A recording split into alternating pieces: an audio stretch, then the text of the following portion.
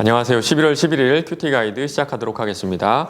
오늘 본문 말씀은요, 고린도전서 마지막 부분인데요. 16장 13절에서 24절까지고요. 제목은 믿음의 수고를 헛되이 하지 않는 사랑이라고 합니다. 우리 먼저 내용 관찰 1번 한번 볼까요? 바울은 모든 일의 바탕에 무엇이 있어야 한다고 말합니까? 14절에 답이 있는 것 같습니다. 너희 모든 일을 사랑으로 행하라. 혹시 고린도전서 앞부분이 기억나시나요? 고린도 교회는요, 자신들이 가장 영적인 공동체라는 자부심이 있었는데요. 실제로는 그 안에 분파가 있을 만큼 하나가 되지 못했어요. 파벌이 있었고요. 성도들끼리 서로 세상 법정에 고소하기도 했고 성만찬을 잘못 사용하기도 했습니다. 그러면서도 영적인 자부심에 취해 있는 그들을 향해 서로 사랑하라는 예수님의 말씀을 다시 전하고 있는 거예요. 저도 교회 사역을 하다 보면 가끔씩 이런 실수를 하게 되는 것 같습니다. 열심히 일하는데요, 그것이 그냥 일이 되고 말 때가 있어요. 가끔씩은 설교를 하고 성경을 가르치고 또 신방을 하는 그것이 성도들을 사랑해서가 아니라 그저 제 일이 되어버리기도 하더라고요. 여러분 좀 어떠세요? 교회에는 참 많은 헌신의 자리가 있죠.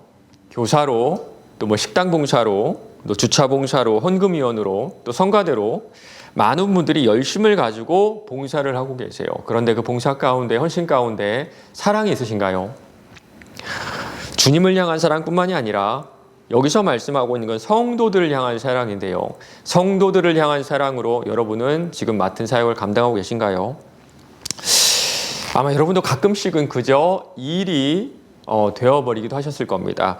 오늘 제목처럼 만약 그렇다면 여러분의 그 모든 수고는 헛된 수고가 되고 말 거예요.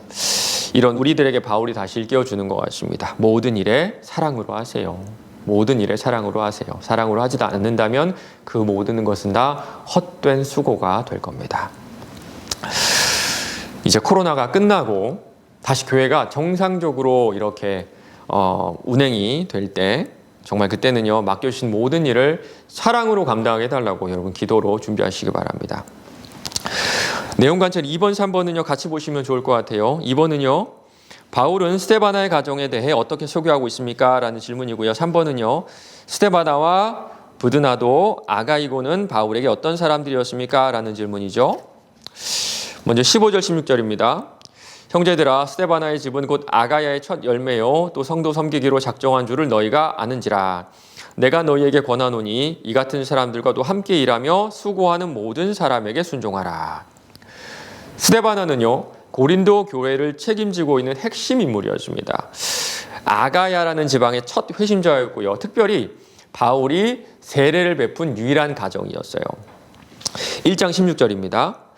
내가 또한 스데바나 집 사람에게 세례를 베풀었고 그 외에는 다른 누구에게 세례를 베풀었는지 알지 못하노라. 뭐든지 첫 번째는 좀 의미가 있잖아요. 바울에게는 정말 좀 남다른 형제였고 남다른 가정이었을 것 같습니다. 게다가 지금 바울에게 이 고린도 교회의 문제를 담은 편지를 전달하고 있는 것도 바로 이 스데바나와 다른 두 사람이었어요. 바울은 지금 이들의 방문을 또 이렇게 얘기합니다. 그들이 나와 너희의 마음을 시원하게 하였으니 그러므로 너희는 이런 사람들을 알아주라. 바울은요, 고린도 교회를 떠난 후에 고린도 교회에 문제가 있다는 것을 알았는데 그것이 무엇인지 정확하게는 몰라서 마음을 졸이고 있었어요.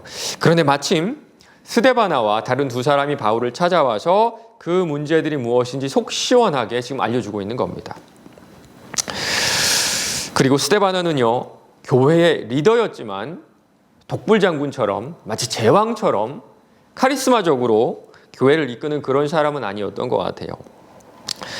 형제들아, 스데바나의 집은 곧 아가야의 첫 열매요 또 성도 섬기기로 작정한 줄을 너희가 안지라. 마치 예수님처럼 섬기는 리더로 고린도 교회를 이끌었던 겁니다.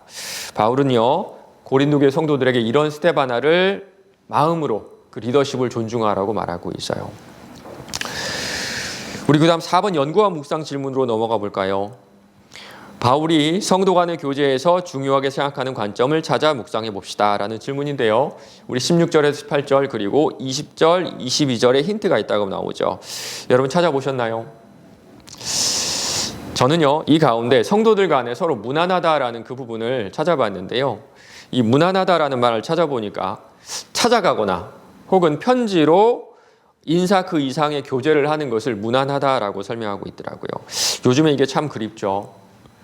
이 코로나 상황으로 우리 신방도 어렵고요. 서로 마스크를 벗고 얘기하는 것도 어렵고 또 악수하는 것도 참 어려운 그런 상황인 것 같습니다. 그저 마스크를 쓰고 주먹으로 인사하는 정도가 우리가 할 수 있는 최선의 문안이 아닌가 그런 생각을 해요.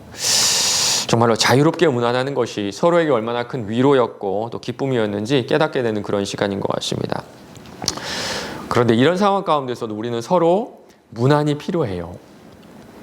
여러 가지 제약이 있는 건 맞습니다. 그러나 마스크 쓰고서라도 진심을 다해 인사하고 고작 주먹을 마주치는 거지만 이것도 마음을 다해서 주먹을 마주칠 때요.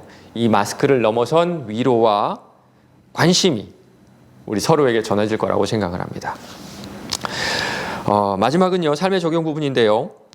나는 교회를 위해 각 분야에 선신하는 성도들에게 칭찬과 격려를 하는지 아니면 질타와 정죄로 공동체 결합을 위태롭게 하지는 않는지 생각해 봅시다. 사실 고린도 교회 문제에서 가장 마음고생을 많이 했던 사람이 오늘 이 본문에 나오는 스데바나가 아닌가 싶어요. 교회 리더였잖아요. 리더는요, 앞에 나온다는 그 이유만으로 많은 사람들의 질책과 또 여러 가지 비판의 한가운데 서게 되는 것 같습니다. 여러분 어떠세요? 좀 교회가 어려울 때 리더들을 질타하고 정죄하셨나요? 아니면 앞에서 일하는 그분들이 더 안쓰러워서 또 격려해주고 또 칭찬하셨나요? 한 명의 리더를 만들고 세우는 데는요, 정말 오랜 시간과 노력과 인내가 필요합니다. 그런데 그렇게 만들어진 리더를 끌어내리는 데는 몇 마디 말이면 족하더라고요. 교회 리더들도 똑같은 사람이잖아요. 실수할 수 있고요, 잘못할 수 있습니다. 그런데 그때 정죄가 아니라 비판이 아니라 기도해주고 응원해주고 격려해줄 때요, 그 리더가 더 온전한 리더로 성장해 나가지 않을까요? 오늘 하루 여러분이 속한 공동체 리더들을 생각하면서 마음을 다해서 기도하며 또 문안할 수 있는 하루 되시기를 간절히 바랍니다.